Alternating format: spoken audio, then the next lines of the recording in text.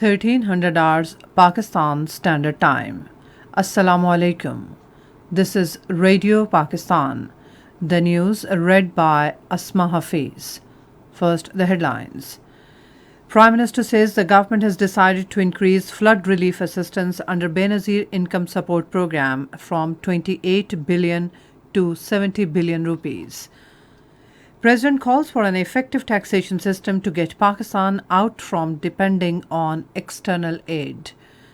Minister of State for Foreign Affairs has said Pakistan remains fully cognizant of its obligations to non-proliferation. Congress leader says fear and hate are on the rise since BJP-led government came into power in India. And now the news in detail.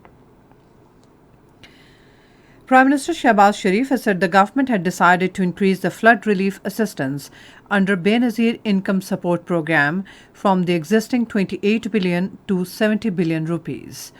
Speaking during his visit to the relief camp set up in Kambar Shahadat Code, he said the country witnessed unprecedented loss due to floods.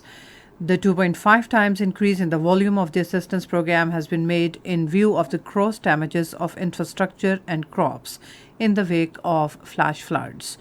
Prime Minister mentioned that the compensation amount of 25,000 rupees was being given to each flood-affected family to help them recover their financial losses. He said joint efforts at the national level were need of the hour to mitigate the sufferings of the flood-affected people.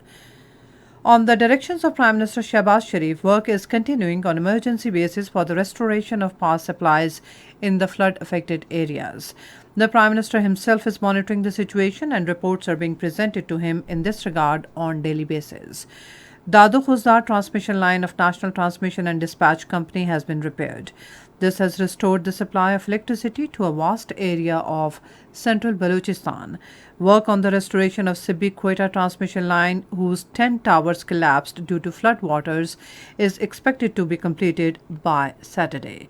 Restoration work on Sibbi-Mach transmission line is also continuing. President Dr. Arif Alvi says an effective taxation system can get Pakistan out from depending on external aid. He was addressing a seminar about creating awareness of taxpayers in Peshawar today. He said it is the responsibility of the government to not only collect tax with utmost transparency, but also to protect the rights of the taxpayers.